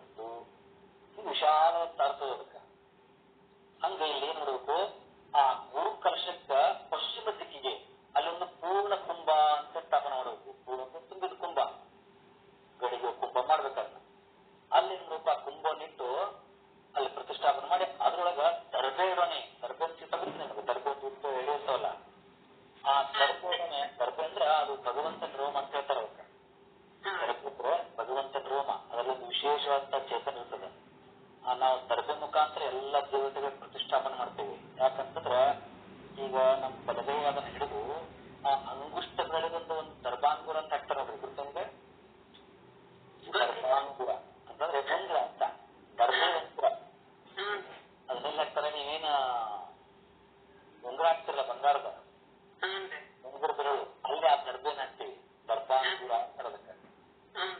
ಅದಕ್ಕೆ ನೀವೆಲ್ಲ ದೇವಸ್ಥಾನಕ್ಕೆ ಹೋದಾಗ ಎಲ್ಲ ಹೋದಾಗ ಅಲ್ಲೆಲ್ಲ ಹಂಗೆ ಕಳಿಸ್ತಾರ ಅಂತಂದ್ರ ಈ ಗಂಡ್ಮಕ್ಳಿಗೆ ಆ ಗಂಡ್ಮಕ್ಳಲ್ಲಿ ವಿಶೇಷವಾಗಿರ್ತಕ್ಕಂಥ ಬಲಗಡೆ ಆ ಒಂದು ಸೂರ್ಯನಾಡಿ ಅಂತ ಇರ್ತದ, ಅದು ಆಕ್ಟಿವ್ ಆಗಬೇಕು, ಜಾಗೃತ ಆಗಬೇಕು. ಅಂದ್ರೆ ಆ ಒಂದು ಯಾವ ದೇವಸ್ಥಾನ ಹೋಗ್ತದ ಆ ದೇವಸ್ಥಾನದ ಚೈತನ್ಯ ಆ ಶಕ್ತಿಯನ್ನ ಪ್ರಕ್ಷೇಪಣೆ ಮಾಡುವಂತ ಅವಂಗ ಒಂದು ಕ್ಷಮತಾ ಬರ್ತದ. ಅದಕ್ಕೆ ಮೊದಲು ಪರಿಶುದ್ಧನಾಗಿ ಮತ್ತೆ ಏನ್ ಮಾಡ್ತಾರ, ಅಲ್ಲಿ ಹೆಂಗ ಬಂದಿರ್ತಾನೋ ಗೊತ್ತಿಲ್ಲ, ವಾಟೆಲ್ಲ ಅಂಗಿ ಕಳ್ಸೋದು ಅಂಗಿ ಕಳಿಸಿ ಬಿಡ್ತಾರೆ ಅಷ್ಟೇ. ಪರಿಶುದ್ಧ ಆಯ್ತು, ನಾನು ಎಲ್ಲಿಂದ ಡೈರೆಕ್ಟ್ ಗಾಡಿ ನಾನು ಏನು ಅದು ವಿಚಾರ ಮಾಡಿದ್ರೆ ಅಂದ್ರ ಅದನ್ನ ಅಂಗಿ ಕಳಿಸಿ ಒಳಗ್ ಬಿಡೋದಂತ ಉದ್ದೇಶ ಏನಪ್ಪಾ ಅಂದ್ರ ಅವನು ಒಂದೆಂದು ಶಾರೀರಿಕವಾಗಿ ಪರಿಶುದ್ಧನಾಗಿರ್ಬೇಕು, ಮತ್ತೆ ಮಾನಸಿಕವಾಗಿ ಭೌತಿಕವಾಗಿ ಎಲ್ಲವನ್ನ ಪರಿಶುದ್ಧನಾಗಿ ಇರ್ಬೇಕು. ಅವನು ಏನಿದ್ರು ಎಲ್ಲ ಅಲ್ಲಿ ಹೊರಗೆ ಬಿಟ್ಟೆ ಬಂದಿರ್ಬೇಕು. ಯಾಕಂದ್ರೆ ನಾವು ದೇವಸ್ಥಾನಕ್ಕೆ ಹೋಗ್ಬೇಕಾದ್ರೆ ಚಪ್ಪಲ್ ಎಲ್ಲಿ ಕಳಿತೀವಿ, ನಾವು ಹೊರಗಡೆ ಕಳಿತೀವಿ, ಹೊರಗೆ ಕಳೆದು ಹೋಗ್ಬಿಡ್ತೀವಿ. ದೇವಸ್ಥಾನ ಒಳಗೆ ಹಾಕಿ ಯಾಕಂತಂದ್ರ ನಮ್ದೆಷ್ಟ ಪ್ರತಿಷ್ಠೆ ಇರಲಿ, ನಮ್ಮ ಗೌರವ, ನಮ್ಮ ಸನ್ಮಾನ, ನಾವು ಏನ್ ದೊಡ್ಡವರು ಸಣ್ಣವರು ಸಾಹುಕಾರ ಅವರು ಇವರು ಎಂತ ಮಾತು ಏನಿರ್ಲಿ ಎಲ್ಲವನ್ನು ಕೂಡ ಅಲ್ಲಿ ಬಿಟ್ಟು ಬರ್ಬೇಕು. ಎಲ್ಲಿ ಬಿಟ್ಟು ಬರ್ಬೇಕು, ಎಲ್ಲಿ ಚಪ್ಪಲ್ ಕಳಿತೀವಲ್ಲ ಅಲ್ಲಿ ಬಿಟ್ಟು ಬರ್ಬೇಕು. ಅಲ್ಲಿ ಬಿಟ್ಟು ಬಂದ ಒಳಗೆ ಬಂದ ತಕ್ಷಣ ಅಲ್ಲಿ ನಂದೆಂತಿರ್ತದ, ಇಲ್ಲಾಂದ್ರ ಆಮೆಂತಿರ್ತದ, ಅವ್ರನ್ನ ಸ್ಪರ್ಶ ಮಾಡೋದು ಬಂದಿಲ್ಲ. ನೋಡ್ರಿ, ನಂದಿದ್ರೆ ಏನ್ ಮಾಡ್ತೀರಿ ನೀವು, ಆ ನಂದಿ ಮುಖಾಂತರ ಆ ಕೂಡಿನ ಮುಖಾಂತರ ಆ ಶಿವನ ದರ್ಶನ ಮಾಡ್ತೀರಿ. ನಂದಿ ಬಗ್ಗೆ ಸಾಕಷ್ಟು ಹೇಳಿದ ನಮಗೆ, ನಂದಿ ಶಿವನ ಮುಂದೆ ಹಾಕಿರ್ತದ ಅಂತಕ್ಕಂಥದ್ದು. ನಂದಿ ಆಗ್ಬೇಕು ಹಂದಿ ಆಗ್ಬಾರ್ದು ಅಂತ ಹೇಳ್ತಾರಲ್ಲ, ಸಾಕಷ್ಟು ಹೇಳ್ತಾ ಬಂದಿದ್ದಾರೆ. ಹಂಗ ಆ ನಂದಿ ಏನಪ್ಪಾ ಅಂತಂದ್ರೆ ಆ ನಂದಿ ಮುಖಾಂತರ ಶಿವನ ದರ್ಶನ ಮಾಡಬೇಕು ಅಂತ. ಯಾಕಂತಂದ್ರೆ ಆ ನಂದಿ ಗುಣಗಳು ನಮ್ಮಲ್ಲಿ ಬರಲಿ ಅಂತಕ್ಕಂಥದ್ದು. ಒಂದ್ ವೇಳೆ ಕಾಲ ಹೊರಗೆ ಬಿಟ್ಟಿದ್ರು ಸಹಿತ ಒಳಗೆ ಏನಾದ್ರು ಇಟ್ಟಿದ್ರೆ ನಂದಿ ಸ್ಪರ್ಶ ಮಾಡಿದ್ರೆ ಅವೆಲ್ಲ ಗುಣ ಹೋಗ್ಬೇಕಂತ. ಮತ್ ಕೆಲವೊಂದು ದೇವಸ್ಥಾನದಾಗ ಏನಿಡ್ತಾರೆ, ಆಮೆನ್ ಇಡ್ತಾರೆ. ಆಮೆ ಕೂಡ ಅಷ್ಟೇ, ಆಮೆಗಳಿಗೆ ಈ ಎಷ್ಟು ಅವಯವಗಳು ಇರ್ತಾವ್ರಿ, 5, 6 ಇದು ಬಾಲ. ಅವೇ ನಾವೇನು ಅರ್ಷ ತವರ ಹೇಳ್ತಿಲ್ಲ ನಾವು, ಕಾಮ ಕ್ರೋಧ ಲೋಭ ಮೋಹ ಮದ ಮತ್ಸರ ಅಂತಕ್ಕಂಥವು. ಹಾನ್ರಿ, ಆಮೆ ಕೆಳಗಿಟ್ಟಿರ್ತಾರಲ್ರಿ ದಾಟಿ ಹೋಗಿ ಕಾಲಾಗ, ಅದನ್ನ ಹೇಳ್ತಾರೆ. ಈಗ ಅಲ್ಲ ಸ್ಪರ್ಶ ಮಾಡ್ಬೇಕಂದ್ರೆ ಕೈಲೇ ಸ್ಪರ್ಶ ಮಾಡ್ಬೇಕಂದ್ರೆ ಮತ್ತೆ ಕೈಲೇ ಸ್ಪರ್ಶ ಸ್ವಲ್ಪ ಮ್ಯಾಲ ಎತ್ತರ ಮ್ಯಾಗ ಇಡ್ಬೋದಾಗಿತ್ತು. ಎತ್ತರ ಮ್ಯಾಗ ಇಡ್ತಿರೋದು ನೀವು, ಅದು ಎತ್ತರ ಅಲ್ಲ, ಗುರುತ್ವಾಕರ್ಷಣೆ ಎಷ್ಟು ಎತ್ತರ ಕೆಳಗೆ ಬರುದಿಲ್ಲ. ಅದು ಗುರುತ್ವಾಕರ್ಷಣೆ ಇರೋದ್ರಿಂದ ಇಲ್ಲಿಟ್ಟರು ಕೆಳಗೆ ಬರೋದು, ಎಲ್ಲಿಟ್ಟು ಕೆಳಗೆ ಬರೋದು. ಈಗ ಅಂದ್ರೆ ಅದನ್ನ ಸ್ಪರ್ಶ ಹೆಂಗ್ ಮಾಡ್ಬೇಕಂತ ಬಗ್ಗೆ ಮಾಡಬೇಕ್ರಿ. ಅದಕ್ಕೆ ದೇವಸ್ಥಾನಗಳು ಯಾಕೆ ಸಣ್ಣ ಇರ್ತಂದ್ರ ಅಲ್ಲಿ ಎಷ್ಟ ಏನೇ ಇದ್ರು ನಾವು ಎದು ಉಜ್ಕೊಂಡು ಹೋಗಬಾರ್ದು, ಅಲ್ಲಿ ತಲೆ ಭಾಗ ಹೋಗ್ಬೇಕು. ಇಲ್ಲಿ ನೋಡ್ರಿ, ನಮ್ ಕಲ್ಲೂರು ಅಂತದ ಹನುಮಪ್ಪ ದೇವಸ್ಥಾನ ಎಷ್ಟು ಸಣ್ಣದಂದ್ರ ಅದು ಅಲ್ಲಿ ಸಾಧ್ಯನೇ ಇಲ್ಲ ಎಲ್ಲರೂ ಭಾಗ ಅಷ್ಟು ಸಣ್ಣದ. ಪೂರ್ತಿ ಈಗ ನಮ್ಮ ಎರಡೂ ಕಾಲ ಮೊದ್ಲು ಹಾಕ್ಬೇಕು, ಆಮೇಲೆ ಶಿರಾ ಹಾಕ್ಬೇಕು, ಇಷ್ಟು ಒಂದು ದೊಡ್ಡ ಆಸನ ಆಗಿರುತ್ತಲ್ಲಿ. ಅಂದ್ರ ಅಲ್ಲಿ ಬಗ್ಗೆ ನಡಿಬೇಕು ಅಂತ. ಅದಕ್ಕೆ ಇಲ್ಲಿ ಆಮೆ ಹಾಕಿಡ್ತಾರಂತಂದ್ರ ನಮ್ಮಲ್ಲಿ ಅರಷಡ್ ವೈರಿಗಳಿರ್ತಿರ್ತವೆ, ಕಾಮ ಕ್ರೋಧ ಲೋಭ ಮೋಹ ಮದ ಮತ್ಸರ ಅಂತಕ್ಕಂಥವು. ಇವು ನಮ್ಮ ಹತೋಟಿ ಇರಬೇಕು ಅಂತ. ಅವನೇನ್ ನಿರ್ಮೂಲನೆ ಮಾಡ್ಲಿಕ್ಕೆ ಆಗುದಿಲ್ಲ, ಆದ್ರ ಅವ್ ಹತೋಟಿ ಇರಬೇಕು. ಆದ್ರ ನಾವು ಹೊರಗೆ ಚಪ್ಪಲೇನೋ ಕಳೆದು ಬಂದಿವಿ, ಬಿಟ್ಟು ಬಂದು ಅಂತಿರ್ತೀವಿ, ಆದ್ರೂ ಒಳಗೆ ಅಂತಕ್ಕನ ಒಂದಿಷ್ಟು ಏನೋ ಉಳಿದಿರ್ತದ. ಅದು ಕೂಡ ಆ ಆಮೆಯ ಸ್ಪರ್ಶ ಮಾಡಿದ ನಂತರ ಅಥವಾ ಆಮೆಯ ದರ್ಶನ ಆದ ನಂತರ, ಮೊದಲು ಆಮೆ ದರ್ಶನ ಮಾಡ್ಬೇಕಂತಾರ. ಅದಕ್ಕೆ ಆಮೆ ಸ್ಪರ್ಶನ ಆದ ನಂತರ ನಮ್ಮಲ್ಲಿ ಏನ್ ಬರ್ಬೇಕನ್ನ ಎಂತ ಭಾವ ಅಂದ್ರ ಪರಿಶುದ್ಧ ಭಾವ ಬರಬೇಕು ಅಂತ. ಆಮೆ ಎಷ್ಟು ಪರಿಶುದ್ಧ ಇರ್ತದ ಅಷ್ಟೇ ಭಾವಶುದ್ಧರಾಗಿ ಶುದ್ಧರಾಗಿ ಆ ನಂತರ ದೇವರ ದರ್ಶನ ಮಾಡ್ತಕ್ಕಂಥದ್ದು. ನೋಡ್ರಿ ನೀವು, ಆಮೆಗೆ ಅದೆಷ್ಟು ಪರಿಶುದ್ಧಪ್ಪ ಅಂತಂದ್ರೆ ಅದಕ್ಕೆ ಯಾಕೆ ಆಮೆ ಇರ್ತಾರಂದ್ರ ದೇವರ ಮತ್ತು ಭಕ್ತನ ಪ್ರತೀಕ ಕೂಡ ಆಗುವುದು. ಹೆಂಗ ಬಸವಣ್ಣ ಮತ್ತು ಲಿಂಗದ ಭಕ್ತ ಮತ್ತು ಶಿವನ ಪ್ರತೀಕಲ್ಲ, ಇಲ್ಲೂ ಕೂಡ ಆಮೆ ಅಷ್ಟೇ. ಈಗ ಆಮೆ ಮರಿ ಆಗ್ತದ, ಮರಿ ಹಾಕಿ ಅದಕ್ಕೆ ಆಮೆ ಮಲಿ ಇರಂಗಿಲ್ಲ, ಅದೆಷ್ಟೋ ದೂರದಲ್ಲಿ ಹೋಗಿ ಆ ನಂತರ ಹೊರಗೆ ನೋಡುತ್ತದಂಥದ್ದು. ಕೇವಲ ಆ ಒಂದು ಆ ನೋಟದಿಂದ ಆ ಮರಿಗಳು ಹೊಡ್ಕೊಂತಾವ. ನಮ್ಮ ಸಂಕೇತ ತಗೊಳ್ಬೇಕಂದ್ರ ಆ ಭಗವಂತ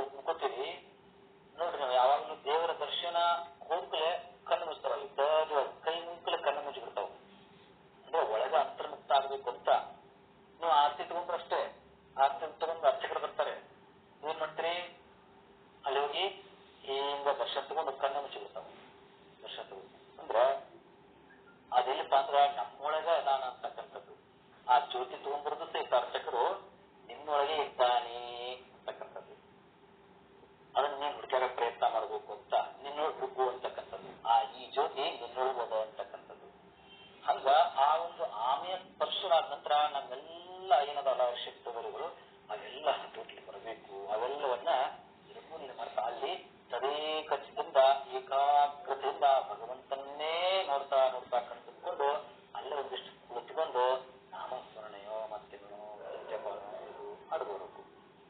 ಈ ರೀತಿಯಾಗಿ ಇರ್ತದ. ಅದಕ್ಕ ಇಲ್ಲಿ ಆ ಒಂದು ಕುಂಭವನ್ನಿಟ್ಟು ದರ್ಬೆ ಹೇಳ್ತಾ ಇದ್ದೆ ನಾನು. ದರ್ಬೆ ಅಂತಂದ್ರ ಆ ಮನುಷ್ಯನ ಇದು ಏನ ಸೂರ್ಯನ ಹೇಳಿದ್ರಲ್ಲ, ಸೂರ್ಯನ ಅಡಿ ಅದ್ರಾಗ ಈಗ ಏನು ಉಂಗುರ ಬೆರಳಿರ್ತಲ್ಲ, ಈ ಉಂಗುರ ಬೆರಳಿಗೆ ಈಗ ದರ್ಬೆ ಹಾಕ್ತಾರಂದ್ರ ಅವನಿರ್ತಕ್ಕಂತ ಏನ ನಾಡಿ ಇರುತ್ತಲ್ಲ, ಆ ಸುಷುಮ್ನ ನಾಡಿ ಅದು ಆಕ್ಟಿವ್ ಆಗ್ಬೇಕಂತ. ಅದು ಆಕ್ಟಿವ್ ಆತಂದ್ರೆ ಅವನಲ್ಲಿ ವಿಶೇಷವಾದಂತ ಆ ಚೈತನ್ಯ ಬರ್ಲಿಕ್ಕೆ ಸಾಧ್ಯ. ಆ ಒಂದು ಕೈಗಳಿಂದ ಏನ್ ಮಾಡ್ತಾನೆ, ಕೈಯಲ್ಲಿ ದರ್ಬೆ ಹಿಡಿದು ಆ ದರ್ಬೆಯಿಂದ ಆ ಯಾವ ದೇವರಿಗೆ ಅಥವಾ ಲಿಂಗಕ್ಕೂ ಅದನ್ನ ಸ್ಪರ್ಶ ಮಾಡಿ ಅಲ್ಲಿ ಆ ಒಂದು ದೇವತೆಯನ್ನ ಅಂದ್ರೆ ಆ ತತ್ವವನ್ನು ಆಹ್ವಾನ ಮಾಡ್ತಕ್ಕಂಥದ್ದು ಇದು ಪದ್ಧತಿ. ಅದಕ್ಕೆ ಇಲ್ಲಾದ್ರೂ ಕೂಡ ಏನಂತಾರೆ, ಆ ದರ್ಬೆಗಳನ್ನು ಹೂಡಿ ಅದಕ್ಕೆ ಹೊಸ ವಸ್ತ್ರದಿಂದ, ದರ್ಬೆನು ಅದ್ರ ಇರ್ಬೇಕದ್ರೊಳಗ, ಅದಕ್ಕೊಂದು ಹೊಸ ವಸ್ತ್ರವನ್ನು ಆ ಶಿವಲಿಂಗವನ್ನ ಅದನ್ನ ಸುತ್ತಬೇಕು. ದರ್ಬೆ ಮತ್ತು ಆ ವಸ್ತ್ರಗಳನ್ನು ಸುತ್ತಿ ಅದನ್ನ ಆ ಕುಂಭದೊಳಗೆ ಇರಿಸಬೇಕು. ಕುಂಭದೊಳಗಿಟ್ಟು ಅಲ್ಲಿ ನಮಕ ಚಮಕಗಳನ್ನ ಅಂದ್ರೆ ರುದ್ರವನ್ನು ಹೇಳ್ಬೇಕು. ಅದನ್ನ ಅಲ್ಲಿ ಪ್ರತಿಷ್ಠಾಪನೆ ಮಾಡಿ ಅಲ್ಲಿ ಇದ್ದಂತ ಪುರೋಹಿತರು ನಮಕ ಚಮಕವನ್ನ ಮತ್ತೆ ಪುರುಷೋತ್ತಾತ್ಮಕವಾಗಿರ್ತಕ್ಕಂಥ ತ್ರಿರುದ್ರವನ್ನು ಪ್ರತಿಷ್ಠಾಪಡಿಸ್ತಾ ಆ ಜಲಾದಿವಾಸನ ಮಾಡಬೇಕು ಅಂತ ಇದು ಪ್ರಥಮ. ನಂತರ ಮತ್ತೊಂದು ಬರೋದು ಮಂತ್ರ ಬರ್ತದೆ, ಉತ್ಪಿಷ್ಟಕ ಬ್ರಹ್ಮಣ ಸ್ಪತೆ ಅಂತಕ್ಕಂಥದ್ದು. ಆ ಮಂತ್ರವನ್ನು ಉಚ್ಚಾರ ಮಾಡ್ತಾ ಮಾಡ್ತಾ ಅಲ್ಲಿ ಶಿವಲಿಂಗಗಳನ್ನ ಜಲದಿಂದ ಒಂದಿಷ್ಟ ತೆಗೆದು, ಈಗ ಪುರುಷೋತ್ತ ರುದ್ರ ನಮಕ ಚಮಕ ಹೇಳಿದ್ವಿ ನಾವು. ಆ ನಂತರ ಆ ಲಿಂಗಗಳನ್ನ ಹೊರತೆಗೆದು ಏನ್ ಮಾಡ್ಬೇಕು, ಅಲ್ಲಿ ಸುತ್ತಿದ ಏನು ವಸ್ತ್ರ ಇರ್ತದಲ್ಲ, ದರ್ಬೆ ಸುತ್ತಿರ್ತೀವಿ, ಆ ವಸ್ತ್ರವನ್ನು ಬಿಚ್ಚಬೇಕು.